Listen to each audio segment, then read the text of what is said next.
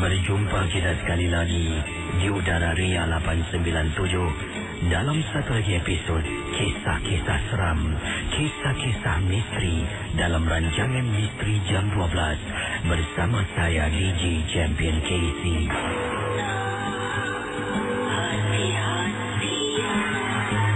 Saudara, sebelum kita mulakan dengan kisah-kisah pada tengah malam ini, di sini Casey ingin mengingatkan anda semua, janganlah mudah kita percaya kita terikut-ikut dengan apa yang diketengahkan dalam rancangan Misteri Jam 12.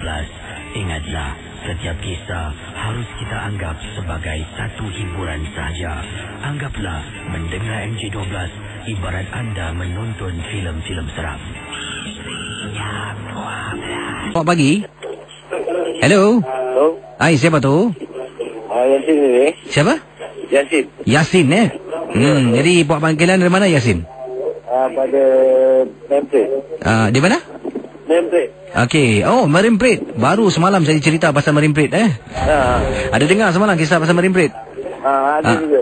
Okey. Pengalaman anda Yasin tentang apa? Silakan. Pasal rumah saya lah, rumah mak saya. Silakan.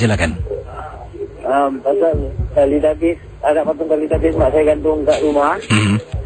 So, mak saya pergi-pergi. Bapak saya cakap, asal ni, saya tengok mak saya tidur, bapak saya tidur. Saya kejut-kejut mak saya, tengok, mak, okey tak?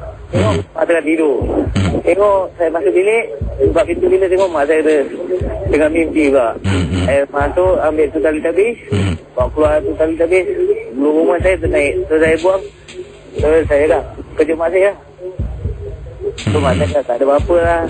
So, tengok, mak mana dapat anak patung ni? Mak cakap, mak jumpa bawah blok. Jadi kemudian macam mana tu? Apa yang berlaku seterusnya? Terus, ni lah. Terus saya tak ambil lagi barang-barang tu, anak patung tu lagi. Mak tak berani lagi. Terima kasih Yasin Sama. Baik.